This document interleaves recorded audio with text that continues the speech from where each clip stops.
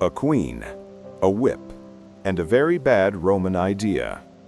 Hey guys, welcome back to another long, slow dive into the kind of history that somehow manages to be both tragic and strangely cozy.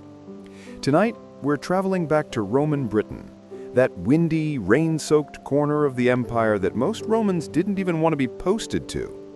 You know, the kind of place where your sandals never dry, your toga smells like wet sheep, and someone named Cassius is probably complaining that the local beer tastes like mud.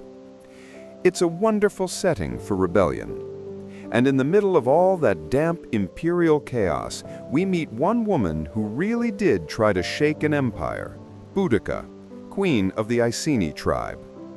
You've probably seen her name carved somewhere in London, or on a statue looking defiant next to the Thames. But tonight, we're not here for the heroic bronze version. We're here for the slower, messier, human one. The queen who became a symbol of resistance mostly because Rome just couldn't stop being Rome. So dim the lights, make sure your tea isn't boiling anymore, and settle in. Because we're about to float into one of the most awkward colonial relationships in ancient history. The setting: Rome's least favorite province. By the mid-1st century CE, Rome had a solid grip on the Mediterranean. They'd crushed Carthage, bullied the Greeks, and turned Egypt into a personal grain buffet. But Britain was complicated.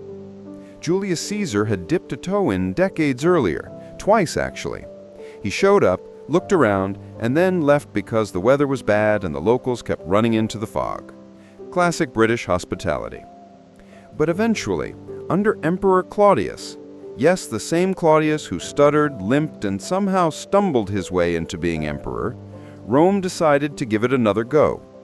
And in 43 CE, Roman legions landed on the southern shores, this time with elephants, because apparently nothing says serious invasion than confusing an island full of Celts with jungle animals. They marched, conquered, built some roads, and made sure everyone knew they were now part of the empire, whether they liked it or not. And as usual, a few local rulers smiled, nodded, and signed papers they probably couldn't read, just to avoid getting crucified in the drizzle. One of those cooperative tribes was the Iceni, who lived in what's now Norfolk, a nice flat region where if you squint, you can almost see the Roman tax collectors coming from miles away. The Iceni weren't exactly Rome's biggest fans, but they were practical. Their king, Proteugus, made a deal with the empire. He'd rule as a client king, which basically meant you get to keep your crown as long as you behave and pay your taxes. And for a while, it worked. Proteugus lived his life collecting tribute, hosting banquets, and pretending he wasn't technically a puppet. His wife Boudica, meanwhile, was not the kind of queen you'd expect in a Roman-friendly household. She was tall, fierce-looking, with a mane of reddish hair that, according to Roman sources, made her look like a goddess of war who'd had enough of your nonsense. Tacitus described her as terrifying, which is ancient historians speak for a woman who spoke without permission. The Romans never quite knew what to do with women like her. They liked their noble ladies quiet, perfumed, and preferably related to an emperor. But Celtic society was different. Women could rule, own property, and fight alongside men, which to the Romans sounded about as reasonable as letting a goat run the Senate. So, naturally, tension simmered beneath the surface. Now, Proteugus, ever the optimist, thought he could keep the peace even after death. He wrote a will, leaving half his kingdom to his two daughters and the other half to the Roman Emperor Nero. It was a political gesture, part flattery, part survival instinct, basically saying, please don't annex us. Look, I even remembered to put your name on the paperwork. But here's the problem. Rome didn't care about wills. Rome cared about power. When Proteugus died around 60 CE, Roman officials showed up to settle affairs, which in Roman administrative language usually meant confiscate everything and insult the locals. And that's exactly what happened. They seized the Iceni lands, looted the treasury, enslaved the nobles, and, in a particularly vicious act, flogged Boudica, and assaulted her daughters, because apparently the best way to ensure loyalty was to traumatize the royal family. The Roman procurator at the time, Quintus Decianus, probably thought he was being efficient, tidying up a little provincial mess before lunch. Instead, he created one of the most famous rebellions in Roman Britain. The making of a rebel queen. There's something eerily quiet about the way rebellion begins. No speeches, no banners, just anger fermenting in silence. The Iceni people, humiliated, beaten, and watching their lands stripped away, turned to the one person who could still lead them, Boudica. And here's where history starts turning into legend. Roman writers, who were never ones to understate drama, describe her as a towering figure with a loud voice and eyes that flashed with rage. Imagine someone who could make an entire legion uncomfortable just by standing in the doorway. She wasn't leading just for revenge. She was leading because Rome had broken the rules, and for all their civilization, the Celts had an unspoken code of respect and reciprocity. You could conquer them, sure, but you couldn't humiliate them. So Boudica gathered allies, the Trinovantes, nearby tribes who'd also had enough of Roman taxes and Latin lectures, and together they plotted something the empire never saw coming. A little context on the Romans, because it's always about them. To understand why this rebellion hit so hard, we need to appreciate the Roman attitude toward Britain. It wasn't exactly high on the list of favorite postings. Imagine being a Roman soldier, used to sunny Mediterranean villas, suddenly stationed in a foggy swamp where the locals painted themselves blue and shouted in strange accents. The morale was low. Meanwhile, the Roman governor, Suetonius Paulinus, who was off in Wales fighting the Druids at the island of Mona, Anglesey, had no idea that his entire province was about to go up in flames, because the British mail system, shockingly, wasn't great. So when word finally reached him that the eastern tribes were revolting, the rebellion was already massive. Towns were burning, forts were gone, and Roman settlers, well, let's just say their vacation homes didn't survive. The first flames, Camulodunum. The rebellion's first target was Camulodunum, modern-day Colchester. It was a Roman colony, home to retired soldiers who liked to remind the locals that they were now civilized. They'd built a temple to Emperor Claudius there, and naturally forced the Britons to pay for it, because nothing says spiritual devotion like billing the conquered people for your religious architecture. The temple became a symbol of oppression, stone, smug, and staffed by bureaucrats. So when Boudica's army arrived, they didn't just burn it down, they erased it. According to Tacitus, the town's inhabitants fled to the temple, thinking it would protect them. It did not. The temple was besieged for 2 days, then torched, and thus began one of the most destructive uprisings Rome ever faced on its northern frontier. Roman panic mode activated.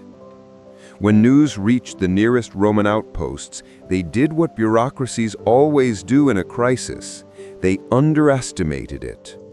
Quintus Decianus sent a small force of around 200 men, which, given the size of the rebellion, was about as effective as sending a group chat apology to an angry mob. They were wiped out almost instantly, and Decianus himself fled to Gaul, probably muttering something about unforeseen circumstances on his resignation scroll. Meanwhile, the flames spread. Boudica's army, now swollen with thousands of warriors, marched toward Londinium, a small but rapidly growing trade hub on the Thames. And yes, that's the ancestor of modern-day London. When they arrived, they found the city almost undefended. Governor Paulinus, rushing back from Wales, realized he couldn't save it, so he evacuated his troops and left. It was a cold, practical decision. He knew he'd be judged later, but it was that or lose everything. The rebels burned Londinium to the ground. Then they moved on to Verulamium, modern-day St. Albans, and did the same. 3 major cities gone, erased within weeks. It's said that 70,000 Roman citizens and allies were killed during the uprising. Even for an empire used to bloodshed, that was catastrophic. But again, we're not here for the gore. We're here for the quiet absurdity of an entire empire being undone because one administrator didn't understand the concept of don't humiliate the queen. Rome strikes back. Of course, Rome wasn't going to take that lying down. Paulinus regrouped his legions, hardened veterans of the Welsh campaign, and prepared for a final confrontation. Where exactly this battle took place, we still don't know. Historians have guessed everywhere from the Midlands to the north of London. But somewhere, on a dusty plain or forest edge, the Roman machine met the Celtic fury. And yet, even at this stage, the tone of history stays eerily calm. Boudica, the mother-turned-warrior, delivering speeches to her people. Paulinus, cold and methodical, lining up his soldiers in tight formation. 2 worlds colliding, not just armies, but entire ways of life. The calm before the storm. That's where we'll leave it tonight, on the edge of battle, with the wind blowing across burned fields and the distant echo of Roman trumpets.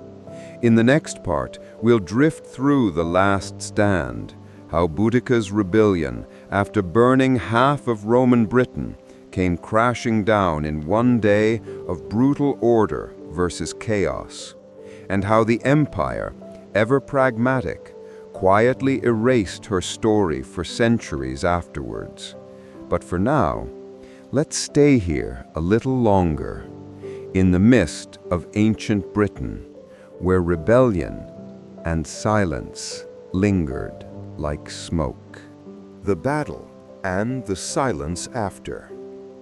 So, when we last left off, Boudica had set half of Roman Britain on fire. Nero was probably having an anxiety episode somewhere in his marble bath, and Governor Suetonius Paulinus was trying to salvage an empire from the ashes. The empire, as usual, pretended everything was fine, because Rome had this amazing ability to look at an inferno and say, "Yes, but have you seen our roads?" Still, behind that stoic facade, panic was quietly brewing.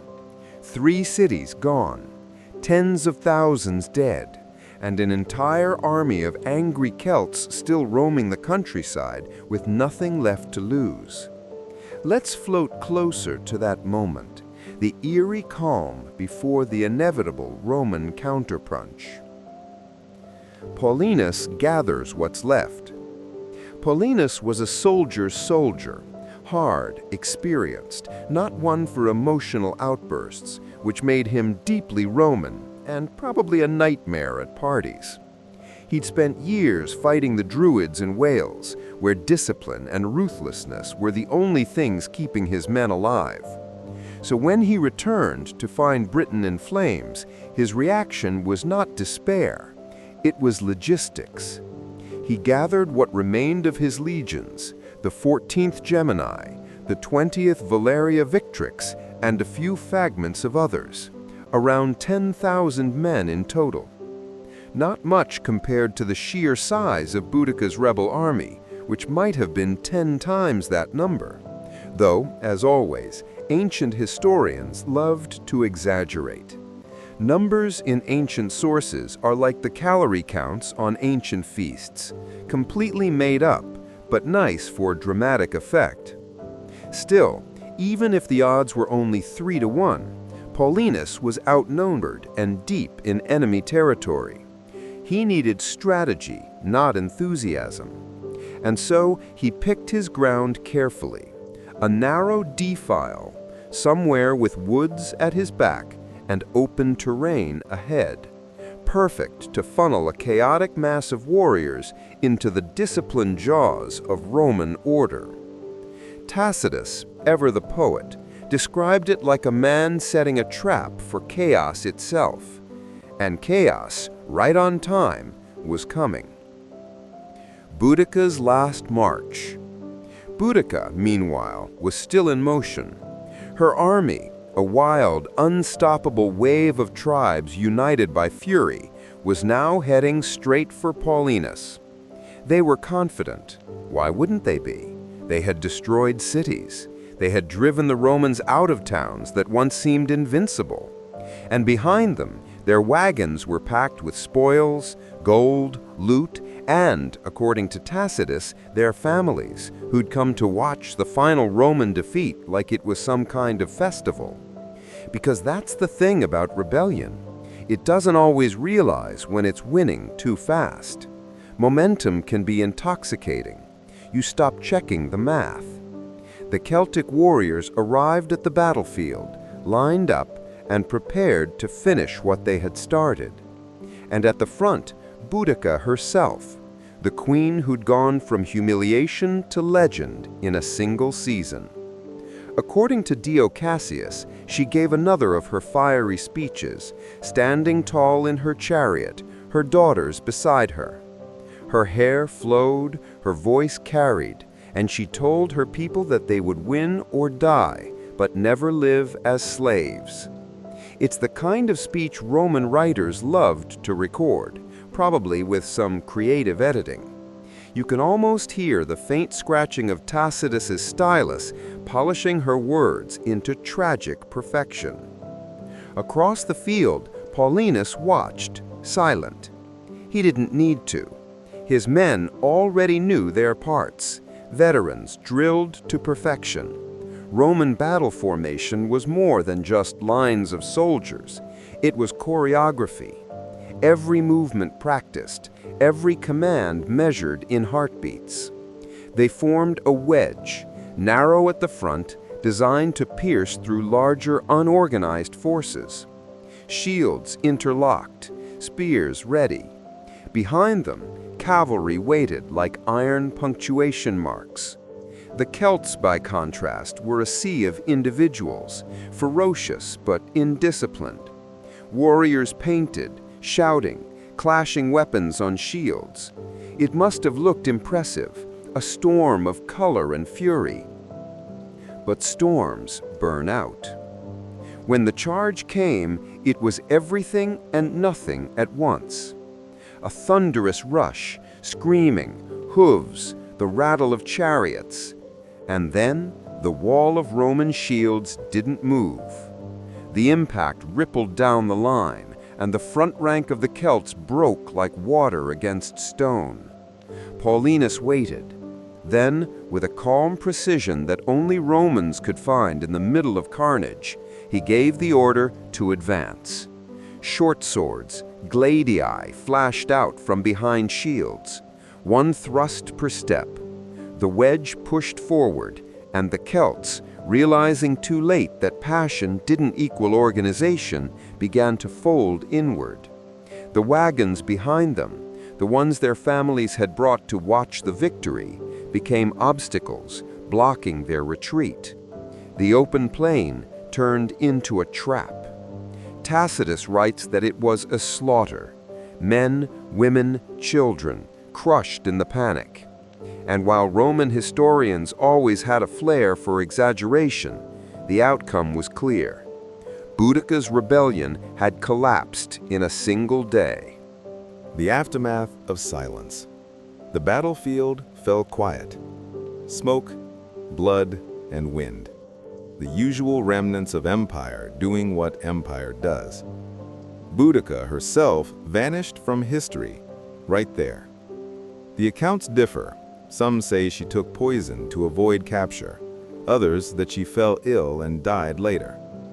Rome, of course, preferred the version that made her seem tragic rather than victorious, because Rome always had a way of framing rebellions not as failures of policy, but as moral lessons.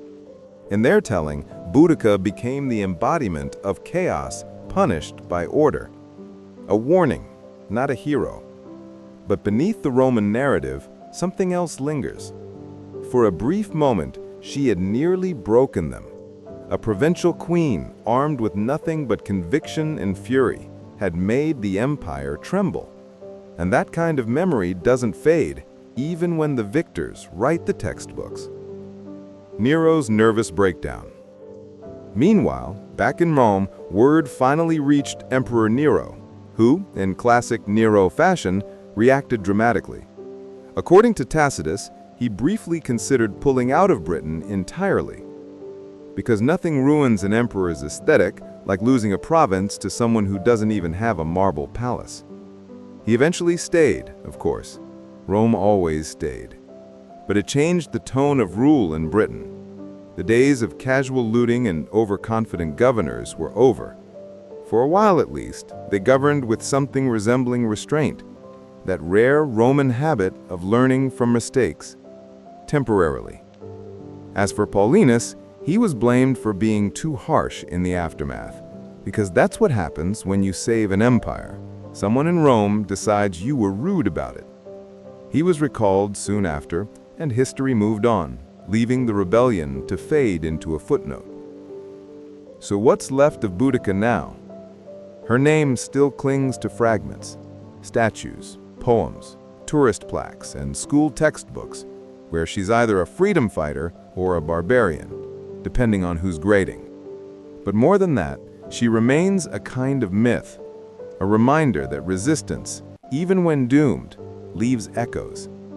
The Romans may have rebuilt their towns and paved over her ashes, but they couldn't fully erase the memory of the woman who once made the empire shake. Tacitus ends his account with the kind of cold moral reflection Roman historians loved. Something about rebellion leading to ruin and the wisdom of order. But you can almost hear the subtext, admiration beneath the disapproval. Because even the empire, for all its arrogance, knew bravery when it saw it. A queen turned legend. Over the centuries, her story kept resurfacing, reshaped for every age. In the Renaissance, she became a symbol of national pride. In Victorian London, her bronze statue was raised, chariot and all, next to Parliament. Ironic, given how much she'd probably despised the whole Roman aesthetic that inspired it. And now, in the quiet hum of late-night history videos and dusty museum plaques, her name still glows faintly. Not as a conqueror or a saint, but as a pulse from the past. That small, stubborn reminder that empires are not invincible. Maybe that's why we still talk about her. Because even in a story filled with tragedy, humiliation, and defeat, there's something oddly peaceful about it. The sense that for once, the empire had to stop and listen, even if only for a heartbeat, to the voice of someone it tried to silence.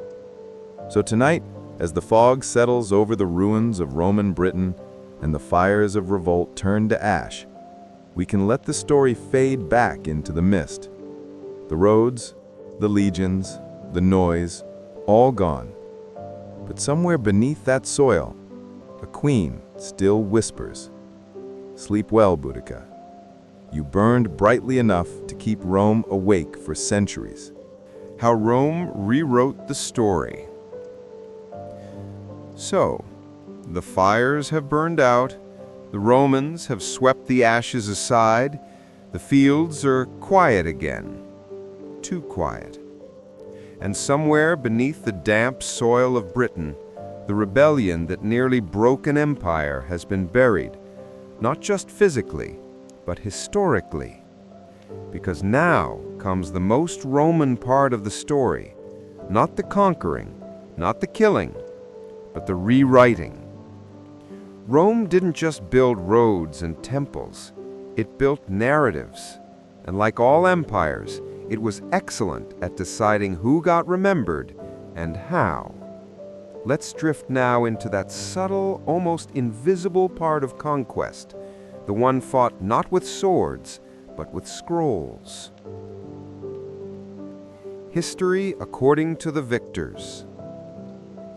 When we talk about Boudica, almost everything we know comes from two men who never met her, Tacitus and Cassius Dio, two Roman historians, two very different styles, both in their own way turning her rebellion into literature.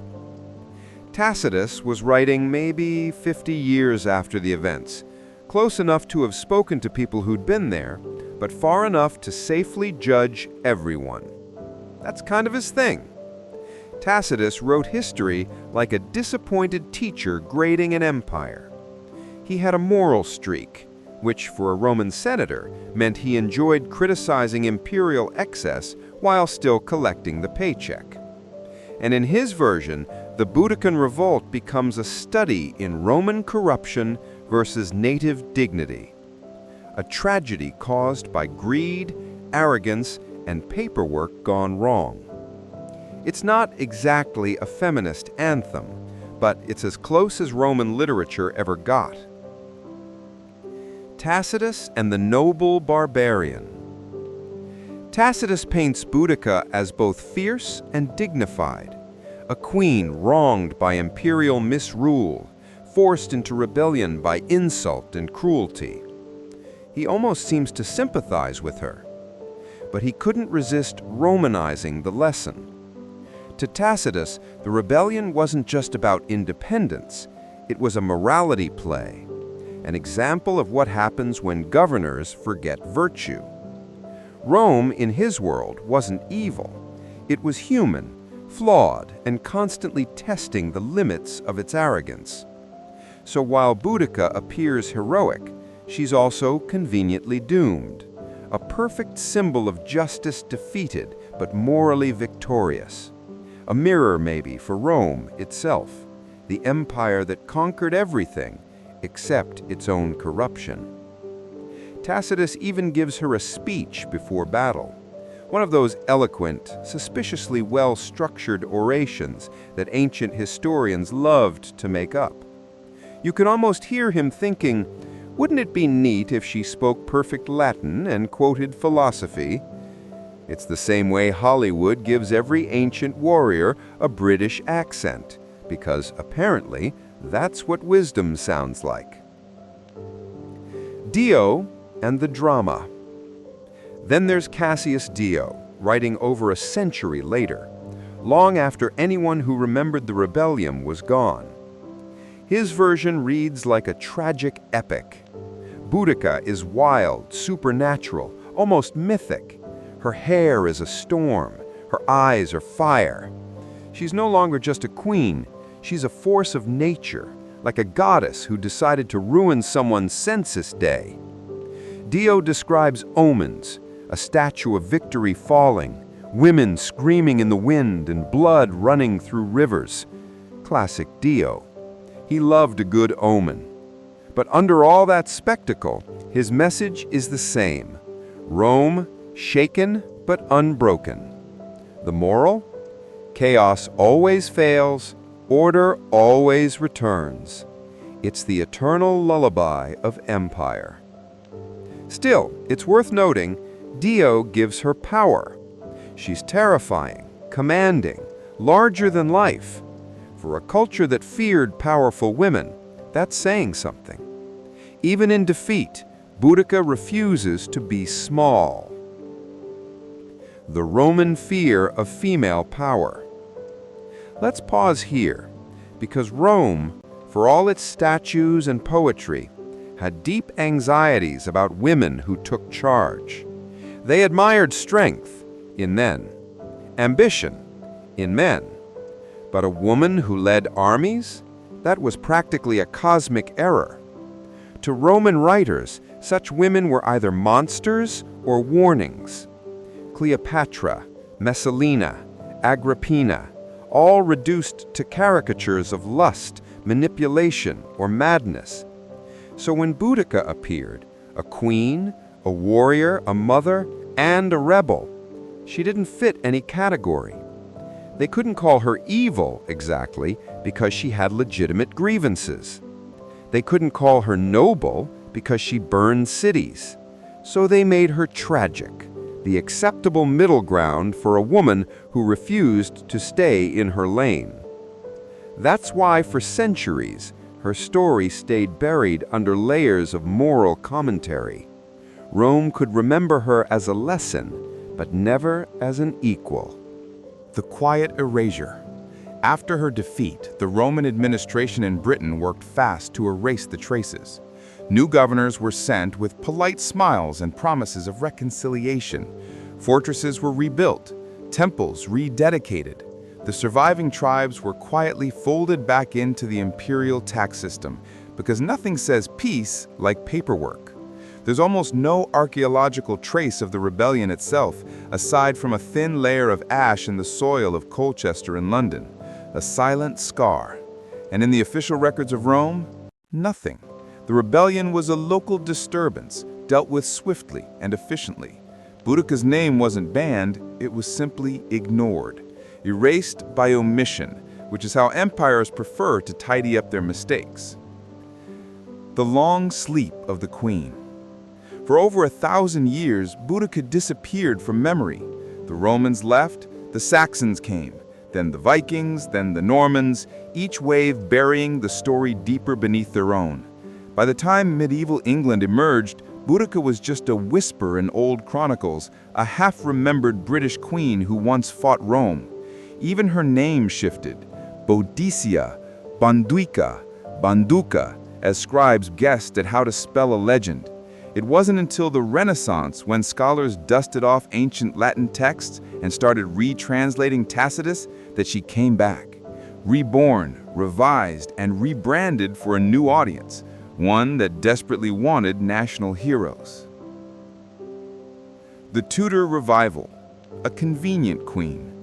The 16th century loved rediscovering things. Old books, old ruins, old grudges, and England, newly Protestant and very much not friends with Rome, found Boudica's story delightfully useful. Here was a native queen who had resisted Roman domination, perfect propaganda for a country now proudly rejecting papal authority. A queen who stood against foreign tyranny? Yes, please, especially when your current queen happened to be Elizabeth I. So Boudica's legend was revived, polished, and turned into a patriotic symbol. No longer the tragic barbarian queen, now she was the first English heroine, a proto-nationalist, a defender of freedom, though no one could quite explain how freedom worked under a monarchy. But the Renaissance wasn't really about historical accuracy, it was about vibes, and Boudica had incredible vibes. The romantic makeover. By the Victorian era, her myth was fully mature. The empire that once crushed her now claimed her as an ancestor. The irony, of course, was lost on them. Queen Victoria, deeply fond of symbolic parallels, even associated herself with Boudica. Both queens, both mothers of empire, one conquered, one conqueror. You can imagine the speeches practically writing themselves. In 1902, the bronze statue was raised beside Westminster Bridge. Boudica in her chariot, spear in hand, daughters at her side. She faces the Houses of Parliament, not Rome, as if daring Britain's leaders to remember what defiance once looked like. Of course, by then, the British Empire was doing its own version of Roman expansion, civilizing missions, colonial administrators, the whole imperial catalog. So Boudica, in a way, became the empire's favorite hypocrisy, a rebel queen repurposed to celebrate conquest, because nothing says we love independence like carving statues of someone who died fighting your ideological twin. The scholar's Boudica. Modern historians have tried to untangle the layers, the legend from the woman, but it's tricky. She exists mostly in the space between two biases, Roman disdain and English romanticism. We know she was real. We know her rebellion happened, but everything else, her speeches, her appearance, even her death, is filtered through centuries of storytelling. Was she truly a nationalist before nationalism existed? Unlikely. Was she fighting for some abstract idea of freedom? Probably not. She was fighting for dignity, for her people, and for vengeance, which in her world were the same thing. That's what makes her story timeless, not because it's neat or inspiring, but because it's messy. A story of fury turned to fire, and fire turned to silence. How legends sleep. Every empire creates its ghosts. Rome left hers all over Europe. Rebels, martyrs, kings who dared to say no. Most were forgotten. Some, like Boudica, refused to stay buried. And maybe that's why her name keeps surfacing every few centuries, when people need her most. She becomes whatever the age requires: a patriot, a barbarian, a feminist icon, a bedtime story with a sword. The truth probably is quieter: a woman who lost everything and refused to bow. That's not legend. It's just human. A soft ending. So, as we drift to the close of her story, the noise of empire fades again. The legions are gone. The ash has turned to soil, the same soil that still grows wildflowers on ancient battlefields. Somewhere beneath that ground lies the echo of a chariot wheel, the whisper of rebellion, and the slow, steady breath of history refusing to sleep. Because maybe that's what she really left behind. Not victory, not defeat, but a rhythm. A reminder that even under empire, someone always dares to say no. Good night, Queen Boudica. Rome forgot you once, but we never will. The spark that lit the rebellion. So, let's set the mood. It's around 60 or 61 AD. Rome has been hanging around Britain for about 17 years now, and honestly, they're getting a bit too comfortable. Roads, taxes, temples, and that ever-charming Roman attitude of "we're helping you, whether you like it or not." Boudica's husband, King Prasutagus of the Iceni, is dead. That's already a problem. He'd been Rome's little puppet, technically independent, but in the same way a hamster is independent when it's sitting in a cage someone else bought. He'd tried to play the diplomatic game, leaving half his kingdom to Rome and half to his daughters. Cute idea, but Rome didn't do sharing. According to Roman law, if a client king died without a male heir, the land was absorbed into the empire. The Iceni disagreed. Rome didn't care. And this, right here, was the moment everything cracked. When Prasutagus died, the Roman officials rolled up like the worst kind of uninvited guests, bureaucrats with spears. They looted the royal household, confiscated land, enslaved nobles, and, according to the sources, they decided to make an example out of the queen. Boudica was flogged. Her daughters were assaulted.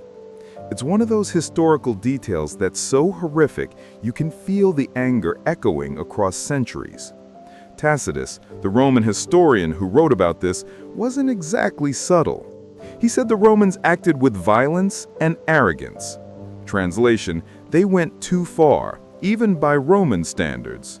And if there's one thing Rome should have learned by now, it's that humiliating proud warrior queens is a bad idea. Let's talk about what that meant. The Iceni weren't alone. Their neighbors, the Trinovantes, were also simmering with resentment. Their lands had been seized to build a new Roman city called Camulodunum, modern-day Colchester, a perfect little colonial outpost complete with temples, statues, and retired soldiers bragging about their time in the legions. Imagine being a Briton walking past your old village site and seeing a giant "Thanks for losing" sign on your ancestral lands.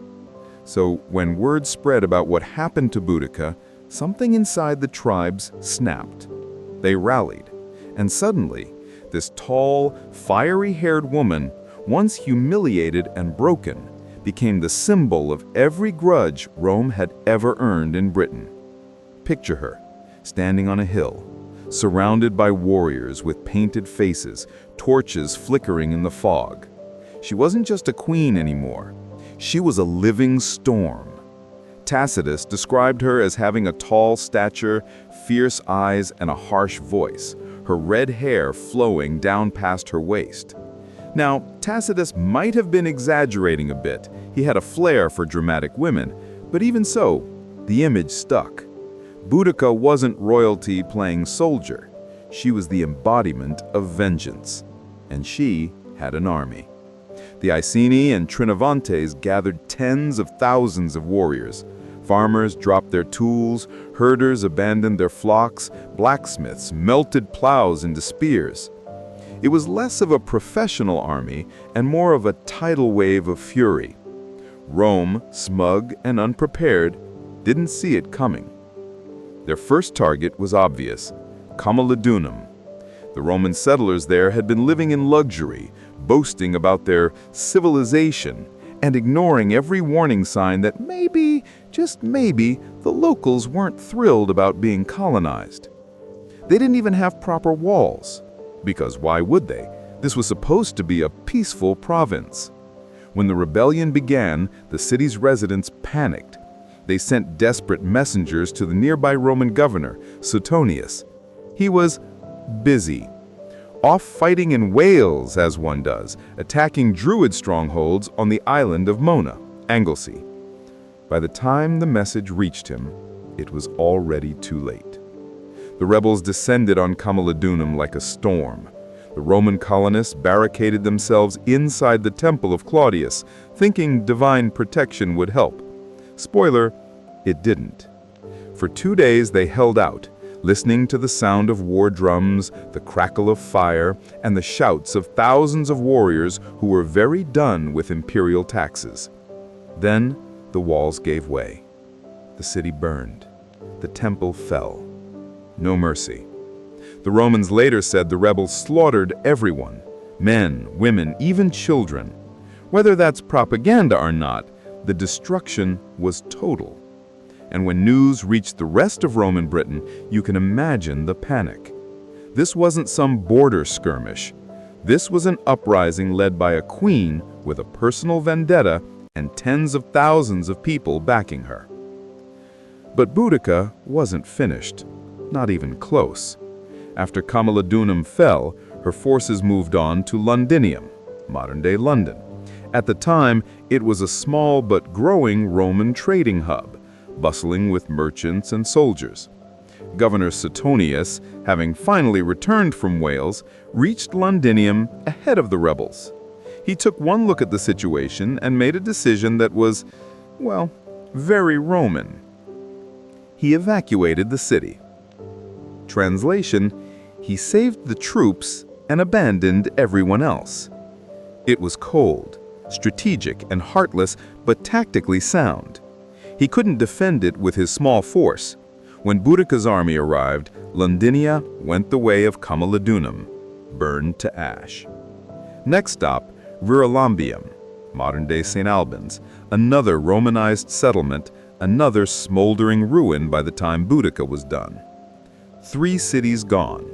Over 70,000 people reportedly killed. Even if we take Roman exaggeration into account, it was catastrophic.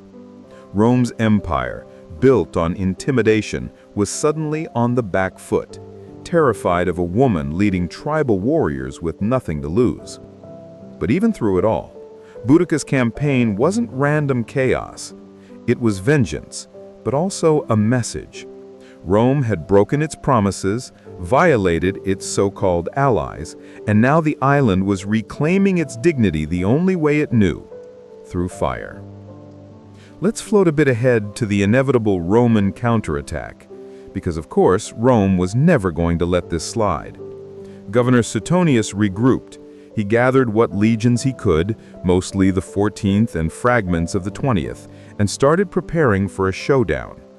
Boudica's army was still enormous, but poorly equipped and less disciplined. This was going to end one way or another. And as both sides prepared for the final confrontation, the air was thick with smoke, fear, and that strange sense of history tightening like a drum before the final strike. The last stand of the warrior queen. So, here we are. The fires have burned down, the smoke is drifting over what used to be 3 Roman cities, and Boudica, queen, mother, and accidental empire-level threat, has the full attention of Rome. Not bad for someone the empire thought they could just whip into silence. Governor Suetonius Paulinus is now scrambling to salvage what's left of Roman Britain. He's got maybe 10,000 disciplined soldiers, veterans, trained killers in neat little formations. Boudica? Somewhere between 100,000 and 230,000 warriors, depending on who you ask. It's a bit like showing up to a football match where one team has swords and the other has enthusiasm. Let's set the scene. Suetonius picks his battlefield carefully because Romans loved a good terrain advantage. He chooses a narrow gorge with dense woods behind and open ground in front, perfect for funneling a big, messy rebel army into a trap. Meanwhile, the British tribes, led by Boudica, gather in front of him. It's an incredible sight, wagons circling the rear of their lines, filled with families who came to watch, because apparently this was going to be a show. You can almost imagine the scene. Men shouting war cries, women wailing battle songs, chariots racing along the edges with clattering wheels and painted horses. And there, at the front, stands Boudica, tall, wild-haired, wrapped in a brightly dyed cloak, maybe with a spear raised above her head. She gives what's become one of history's great "you messed with the wrong woman" speeches.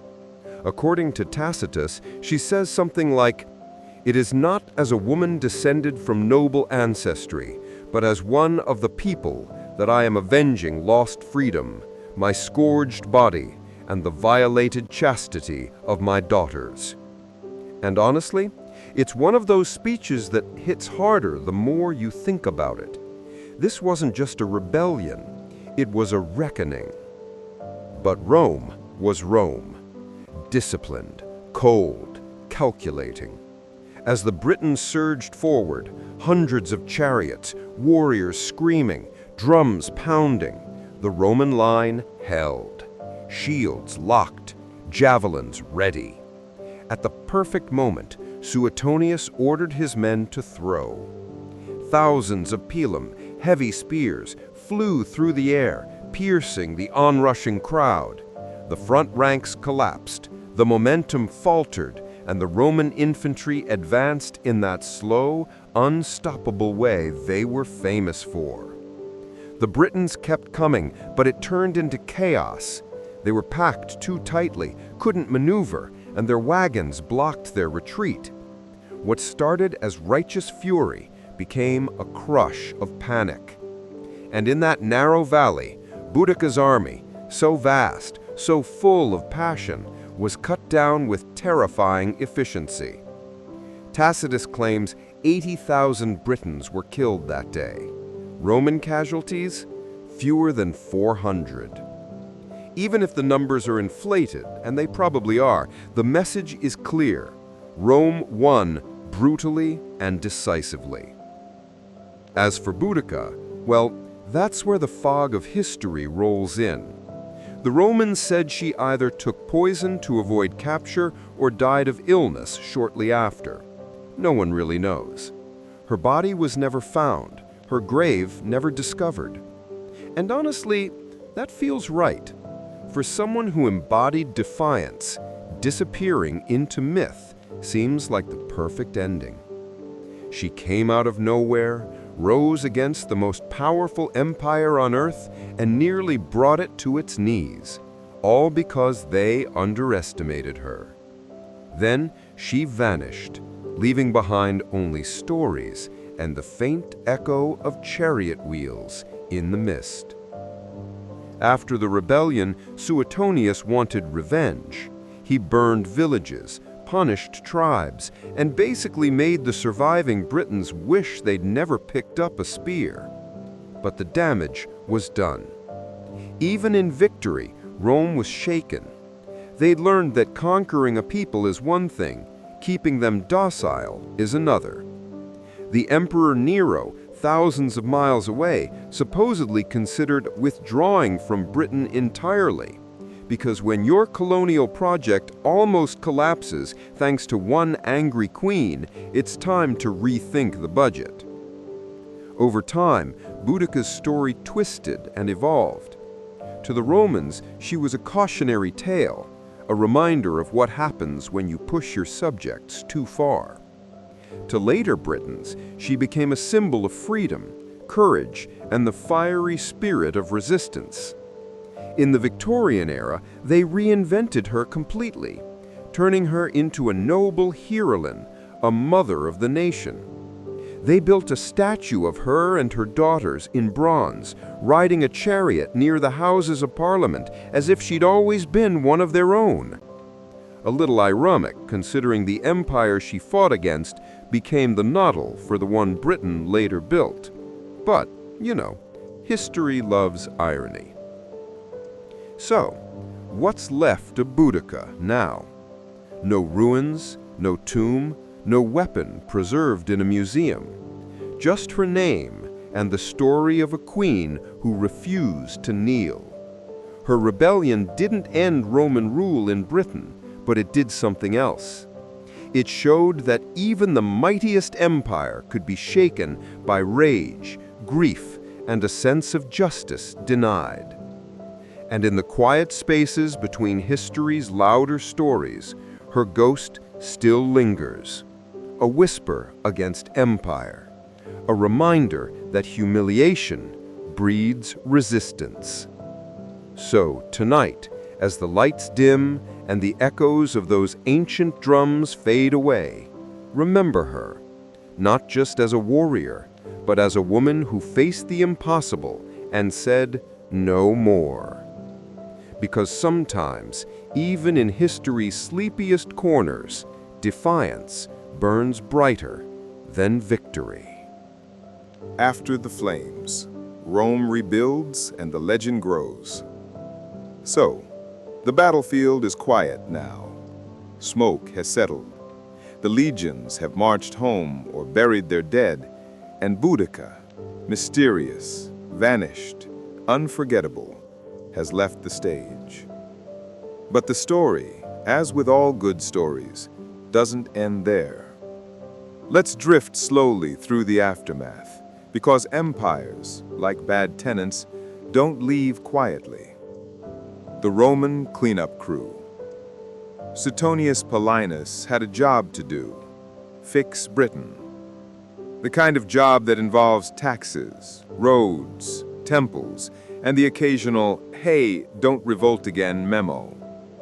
The destruction Boudica caused was unprecedented. Camalodunum, Londinium, Verulamium, all wiped out, burned to ash, their inhabitants killed or scattered. Rome didn't have the luxury of moral reflection. They had logistics. They rebuilt the towns, slowly, carefully. Fortifications went up, walls, gates, and towers, to make sure no one could pull a Boudica again, at least not with a lot more planning. Roman roads were repaired or built anew. Trading resumed. Taxes, sadly, resumed even faster. Paulinus himself didn't stay long to enjoy the victory. Though he had survived the rebellion, political reality in Rome meant he was soon recalled, because apparently Killing a few tens of thousands and saving a province wasn't enough to guarantee career satisfaction. The Britons recovered. Life for the local tribes after the rebellion was complicated. The Romans had destroyed homes, killed leaders, and annexed land, but the Celtic spirit, not so easily extinguished. Tribal communities slowly resettled.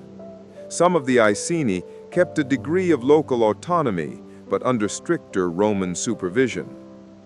Others merged with neighboring tribes, quietly picking up Roman customs, clothing, tools, even Latin words, because survival tends to be persuasive. For ordinary Britons, life became a delicate balancing act. Pay tribute to Rome, follow Roman law, and pretend you like the new temples, statues, and governors. And occasionally, tell stories of Boudica whispered in the hearths at night, a way to remember someone who dared to rise. Memory and myth. Now, let's float gently into the long shadow Boudica cast over history. As we discussed before, Roman historians like Tacitus and Cassius Dio preserved her story, but not without filters. Tacitus admired her courage, but framed it as a moral lesson. Dio dramatized her into myth. Neither could fully capture the woman behind the rebellion. Yet, even in those filtered accounts, her legend survived. And slowly, over centuries, her story was rediscovered and reinterpreted. Renaissance England, scholars translating Tacitus brought her story back into literary circulation. Suddenly, she became a figure of national pride. Elizabethan era. Boudica's defiance against Rome resonated with a Protestant England resisting papal authority. She was no longer a barbarian, but a proto-heroine. Victorian England. The bronze statue near Westminster Bridge immortalized her. Boudica became a symbol of courage, freedom, and the idealized warrior queen. Her daughters, still in the chariot, a visual reminder of her motherhood and leadership. Her story was shaped by the needs of the age, sometimes tragic, sometimes heroic, sometimes convenient propaganda. But the thread remained, a queen who refused to submit, a rebellion that shook an empire. Lessons in silence. Here's something to float over slowly. Empires are loud. They write histories, raise statues, and enforce narratives. But sometimes, small sparks, like Boudica, leave marks that refuse to be erased. She didn't end Roman rule in Britain. She didn't become a goddess of conquest. She didn't survive in life. But she survived in memory. And memory is quieter, slower, but somehow more enduring than walls, legions, or taxes. There's something almost soothing in that thought. Even the mightiest empire cannot completely silence a story that matters. Boudica in modern memory. Statues, stories, and national identity. So let's drift gently into the centuries after Boudica disappeared from life, but never really from memory. Her rebellion ended in ashes and silence, but history, as we've seen, has a long memory. Sometimes it waits in the shadows until someone decides to notice it again. The Renaissance rediscovery.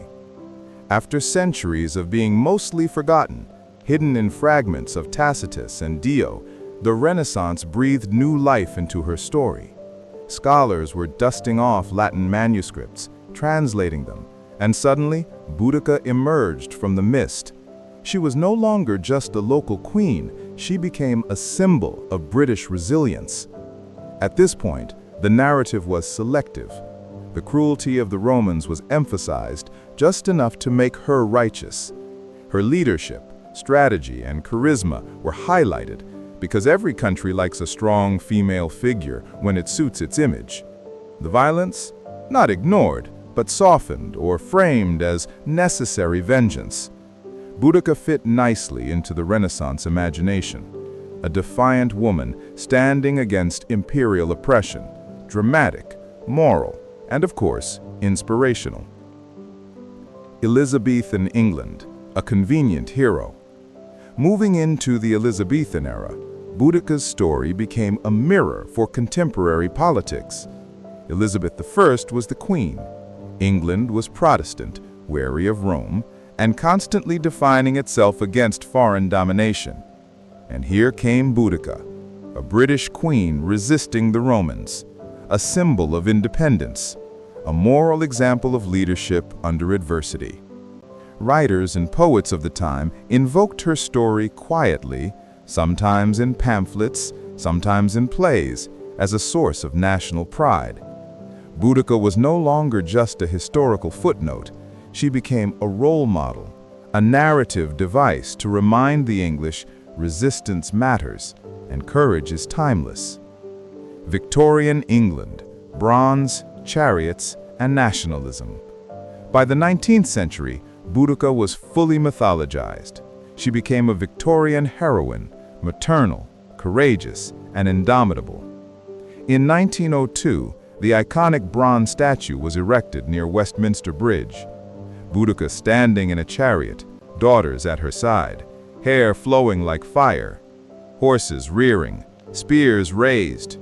It's a magnificent, slightly melodramatic image, perfect for the era's taste. The irony? The British Empire at that time had its own vast colonies, an empire built on conquest, much like Rome. And here they were celebrating a queen who fought exactly that kind of domination. But mythology is selective, and Boudica fit the narrative they wanted. A symbol of resistance, a national hero, a mother of the nation, imagined in bronze and raised high for everyone to see. Literature and popular culture. Throughout the 19th and 20th centuries, her story seeped into literature and popular culture. Historical novels turned her into a dramatic protagonist, emphasizing her courage and ferocity. Poetry romanticized her chariot, her rebellion, and her tragic end. School books taught children about Boudica, the spelling that had stuck through translation errors and Victorian preference. Even in movies and TV, she would occasionally appear, a symbol of defiance, courage, and raw, unpolished power. Boudica's story is adaptable. It shifts with the needs of the storyteller. Modern Britain and Boudica's legacy. Today, Boudica's image is familiar. Statues in London, her chariot frozen mid-charge. Plaques in Colchester and St. Albans marking the sites of her rebellion. History textbooks portray her as either a feminist icon, a national hero, or sometimes a cautionary tale about defiance. Her legacy has become a cultural touchstone, a reminder that leadership comes in many forms, not just through empires or armies. A symbol of resistance against injustice, a connection between modern Britain and its ancient past, however selective that connection may be. Even politically, she has occasionally been invoked in speeches and debates, sometimes seriously, sometimes rhetorically, as a figure who challenged authority. The quiet power of memory.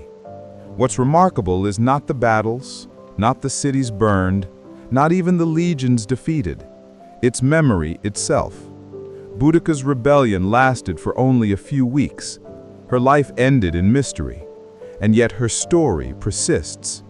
Through statues, books, poems, and school lessons, she whispers across the centuries.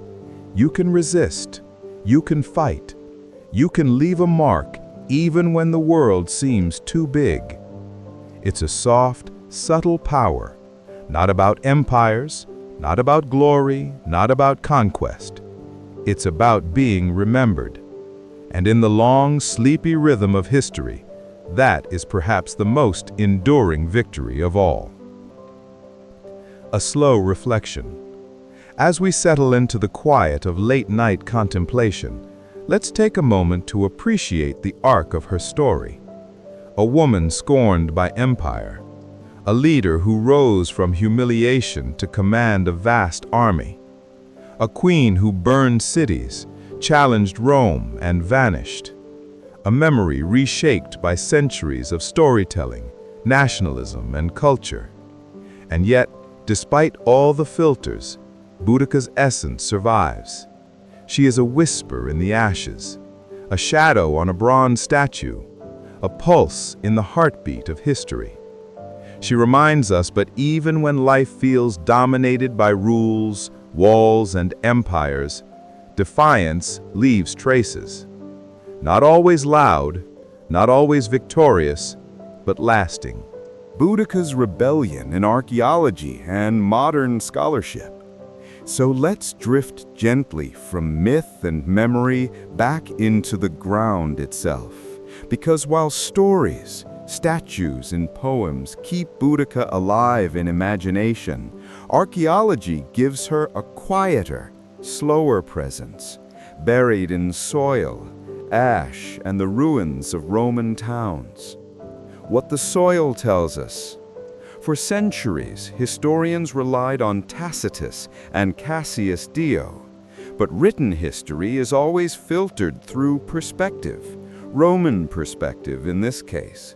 So where do we turn when we want the raw evidence? The earth, the ash layers, post holes, coin hoards, and burned timber tell us a story of destruction and survival. Camulodunum, Colchester. Archaeologists have found a thick layer of charred debris beneath the town. Burned timber, collapsed buildings, remnants of everyday life, all dated to around 60-61 AD. This lines up with the reported destruction of Boudica's first target. Londinium, London. Evidence is less clear, largely because the city has been continuously occupied. Still, layers of Roman rebuilding and structural changes hint at sudden devastation, consistent with a rebellion. Verulamium, St. Albans. Here, too, burn layers appear in the archaeological record, supporting accounts of widespread destruction. These findings do not confirm every dramatic detail. No chariots preserved, no spears with her fingerprints, but they show a pattern: large-scale rebellion, sudden destruction, and subsequent reconstruction. The challenge of numbers. One of the trickiest parts of Boudica's story is scale. Tacitus says her army numbered 230,000. Dio claims 100,000 warriors plus accompanying families. Archaeologists and modern historians generally agree these are exaggerations. Logistically, feeding and organizing such a force in first-century Britain would have been nearly impossible. But even with conservative estimates, tens of thousands of rebels participating is plausible. For a provincial uprising, it's still massive. And the psychological impact on Roman settlers? Enormous. Even if the numbers are off, the scale of destruction, 3 major towns burned, is undeniable. Boudica's death, mystery and theories. Tacitus tells us she died, possibly by poison. Dio suggests illness. Archaeology can't solve this. There's no tomb, no body, no battlefield grave. Some scholars speculate. She may have died to avoid Roman capture, a quiet act of control in her final moments. She may have succumbed to illness after months of stress, displacement, and battle. Or perhaps she escaped, disappearing into the forests and living anonymously. The truth is, we simply don't know. And maybe that's fitting. Her death, like her life, remains a whisper. Reassessing the rebellion. Modern historians have begun to look at Boudica not just as a footnote or heroic symbol, but as a window into Roman Britain itself. The rebellion highlights the fragility of Roman authority in newly conquered territories. It shows the consequences of ignoring local governance, exploiting client kingdoms, and underestimating human anger. And it reveals the resilience of tribal societies under pressure. Her revolt wasn't just vengeance, it was a political statement, an economic protest, and a cultural assertion. How scholars study her today. Today, Boudica is studied in multiple ways. Historical analysis, comparing Roman texts, evaluating bias, and reconstructing events. Archaeology, excavating sites like Colchester and St. Albans, analyzing destruction layers and understanding Roman and Celtic material culture. Cultural studies, examining how her story has been remembered, reshaped, and mythologized over centuries. Interestingly, each approach shows something different. Archaeology confirms the rebellion happened and that it was violent. Texts provide narrative, though biased. Cultural studies show how the story matters to people long after the events. Lessons for the present. Boudica's rebellion also offers subtle lessons for today. Empires and governments can miscalculate the power of anger, injustice, and humiliation. History remembers actions more than intentions. The long-term impact of rebellion often outlasts immediate results. Stories survive even when material traces vanish. And softly, it reminds us, even when the world seems overwhelmingly structured and powerful, a determined few, led by courage, fury, and grief, can leave echoes that persist for millennia. A quiet contemplation. So tonight, as we linger in the slow, drowsy rhythm of history, think of the burned towns, the scattered survivors, and the ghostly chariot racing across misty hills. Boudica didn't conquer Rome. She didn't live to see her victory immortalized. But she left a mark. In soil, in story, in statues, in imagination. Her rebellion whispers across centuries, a testament not to empire, but to the human spirit. Fierce, unyielding, and impossible to fully erase. And sometimes, that's enough. The women behind the warrior, daughters, tribe, and the people of Boudica. Let's drift gently now into the quieter corners of Boudica's story, the parts that aren't about battles, flames, or Roman legions, but about people. Because even a rebellion led by a queen is also a story about families, alliances, and the collective will of a community. The daughters. Boudica had daughters. Tacitus and Dio both mention them, but predictably, they are reduced to narrative devices in Roman storytelling. According to the accounts, they were assaulted when Prasutagus died. This humiliation is said to have been a major catalyst for the revolt. But let's slow down and consider them not just as plot points, but as individuals caught in history's gears. They were noble Iceni girls, raised in a world where lineage and family honor mattered. Their father's death and the Roman abuse of their family must have been terrifying, and yet they were at their mother's side when she took up arms. It's tempting to think of them as passive victims, but the fact that Boudica's daughters were present in the historical accounts suggests their survival and proximity mattered. Perhaps they inspired Boudica's sense of vengeance, or maybe their presence helped legitimize her leadership in the eyes of the tribes. Either way, history remembers them briefly, quietly, almost as shadows. But without them, Boudica's story would be slightly less human. The tribe and tribal politics. The Iceni were not a single, unified entity. and neither were the neighboring tribes. Celtic Britain was a patchwork of kingdoms, clans, and smaller communities.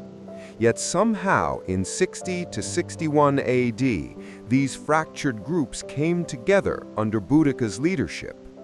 That speaks volumes. Her authority was not only familial, but political. She had charisma, reputation, and a clear grievance that united the tribes. Leadership in tribal society relied on negotiation, persuasion, and symbolic power as much as brute force. It's easy to picture her as a lone warrior queen, but the truth is more subtle. She was part of a web of alliances, a focal point for collective anger. And that web included countless unnamed women and men who provided support, logistics, and perhaps moral courage to sustain a rebellion. Women warriors and supporters. We don't know their names, but Roman accounts suggest women were actively involved in the rebellion, not just as family members, but as participants. Charioteers. Some may have fought alongside men. Support networks. Women likely provided food, cared for the wounded, and organized supplies. Cultural roles. Celtic society allowed women more visibility in leadership and spiritual life than Roman society did, so their presence on the battlefield was not as shocking locally as it was to Roman writers. Tacitus notes women's involvement almost reluctantly, highlighting them as exotic or barbaric in Roman eyes. But that exaggeration tells us something. The rebellion was social as much as military. It wasn't just about Boudica, it was about the community rising in protest. The people of Boudica. Let's drift to the everyday participants, farmers, artisans, shepherds, whose lives were disrupted by Roman occupation and whose anger fueled the uprising. They weren't professional soldiers. Most had basic weapons, spears, axes, farm tools. They had families to protect, homes to defend, and honor to avenge. And yet they joined a massive, risky endeavor, knowing that defeat would likely mean death. This wasn't a spontaneous mob. It was collective action based on shared grievance. And that gives the rebellion its true scale and power. Not just Boudica, but the tens of thousands who followed her. Even in Roman accounts, which minimize or dismiss their agency, the fact remains. Without these people, Boudica was nothing more than a historical footnote. With them, she became a figure who could shake an empire. Reflection on community. If we slow down and think about it, the rebellion shows that history is never made by individuals alone. Even a queen like Boudica relied on family for motivation, tribes for legitimacy, women and men for practical support, and a shared sense of injustice to unify disparate groups. And the tragedy is, much of this community is lost to time. We don't know their names. Their stories are buried in ash layers and Roman scrolls. But they existed. They mattered. They made history happen. A subtle victory. Although Boudica lost the rebellion militarily, there's a quieter, almost meditative victory in her story. She showed the world that collective action, driven by courage and justice, could challenge even the mightiest empire. She elevated the role of women in a context where most of history ignores them. She created a legacy that survived centuries of forgetting, mythologizing, and reinterpretation. Even in silence, in the ash and soil of Britain, in the hearts of those who whispered her name, Boudica's rebellion continues to ripple outward. Closing thoughts for tonight. So tonight, let's pause and reflect on the people behind the story. the daughters whose suffering catalyzed a rebellion, the Iceni and Trinovantes who trusted a woman to lead them, the women and men who turned anger into action.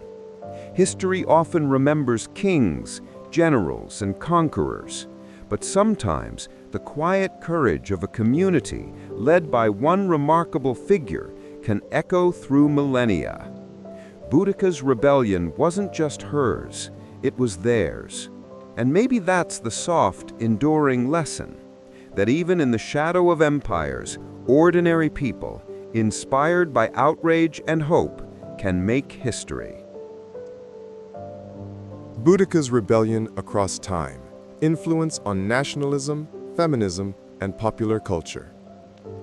Let's drift slowly into the way Boudica's story stretched far beyond the Roman roads and burned towns, into centuries of culture, politics, and imagination. Because while battles fade and ashes settle, stories have a way of lingering, quietly shaping ideas and inspiring people. Boudica and nationalism. By the 16th and 17th centuries, Boudica was being quietly adopted as a symbol of British resilience. Elizabethan England, Boudica fit neatly into a Protestant nation defining itself against Catholic powers. Her defiance against Rome became a metaphor for resisting tyranny. 18th, 19th century Britain. As the British Empire expanded, Boudica's story was co-opted as a national myth. She became a symbol of patriotic resistance, even if, ironically, Britain itself was engaged in conquest across the globe. Writers, poets, and historians framed her as the mother of the nation, a heroic figure representing liberty, courage, and the enduring spirit of Britain. Her story was moralized and sanitized for nationalistic purposes. She became less a violent warrior seeking vengeance and more an emblem of moral righteousness standing against oppression. Boudica and feminism. Centuries later, Boudica took on another layer of significance, a proto-feminist icon. She was a woman who commanded armies in a world dominated by men. She made decisions, took action, and led entire communities. Her daughters, while often footnotes, are remembered as symbols of family and continuity in leadership. Modern feminist interpretations celebrate her defiance as a challenge to patriarchal authority. She represents a woman asserting agency in a society and a world where women were expected to stay silent. Even if Tacitus framed her leadership as an anomaly, the very fact she rose to command shows that female authority, though rare, was real and impactful. Literature, art, and popular culture. Over the centuries, Boudica's image has been endlessly reshaped. Victorian era, statues, novels, and schoolbooks cemented her heroic image.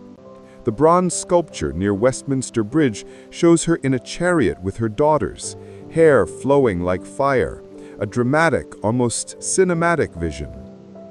Novels and poetry romanticized her, emphasizing courage, tragedy, and moral justice.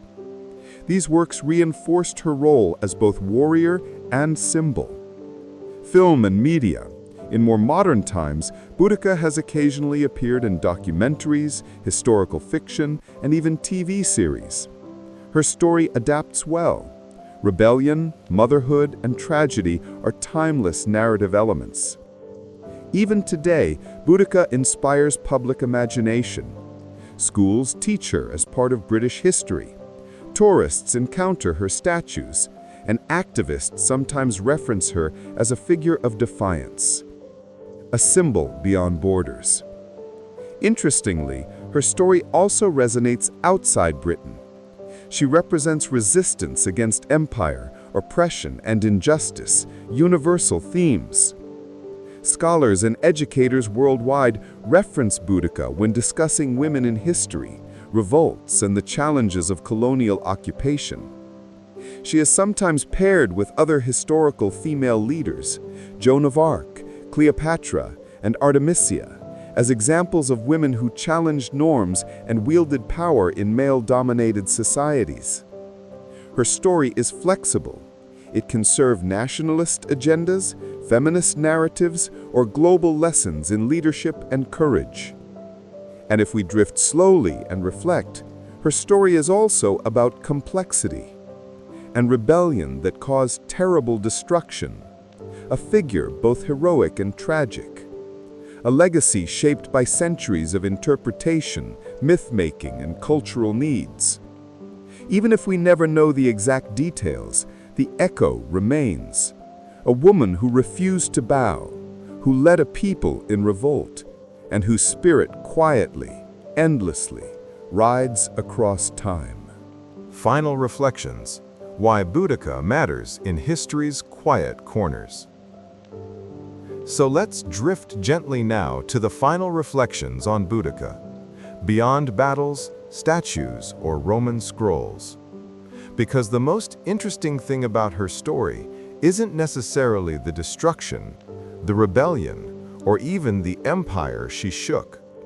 It's the quiet way she persists in history's corners, whispering lessons to those who slow down and listen. Beyond the battles. We've walked slowly through the events of 60 and 61 AD.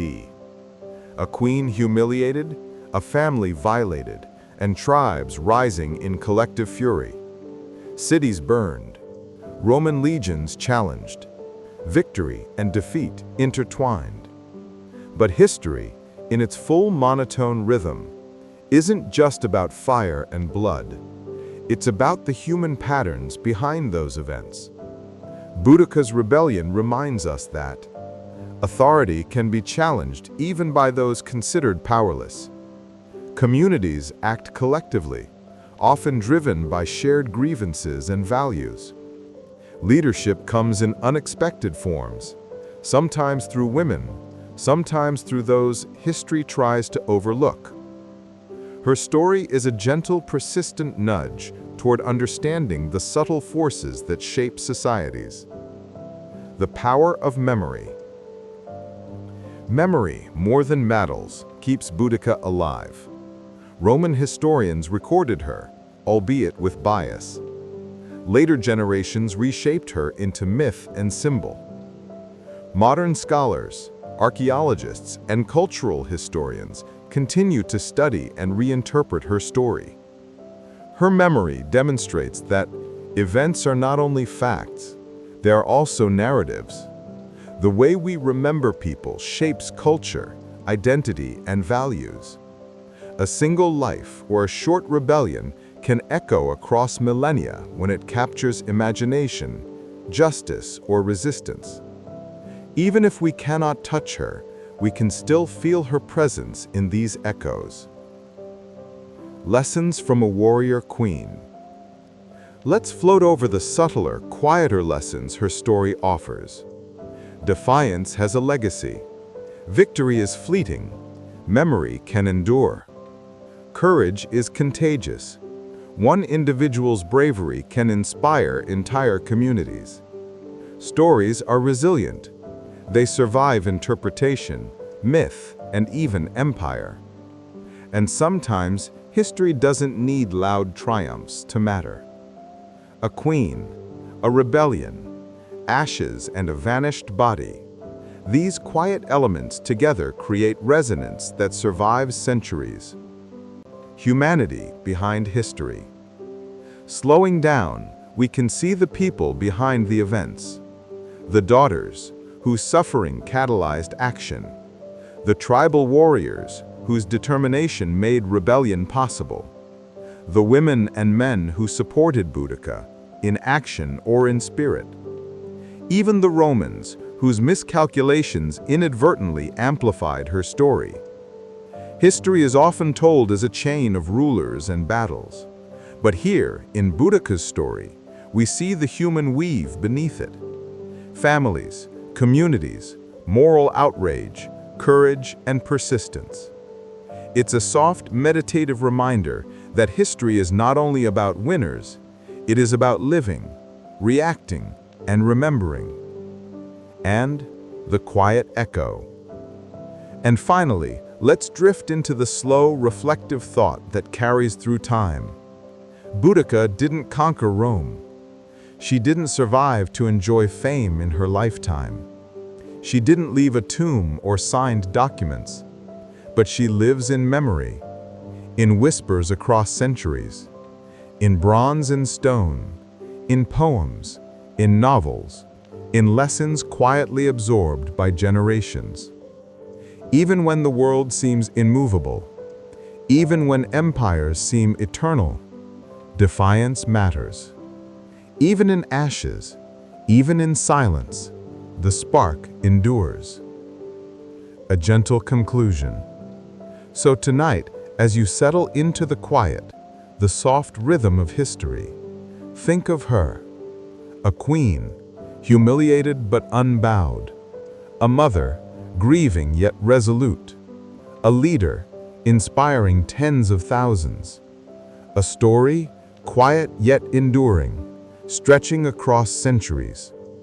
History often celebrates the loud victories, the generals, the conquerors.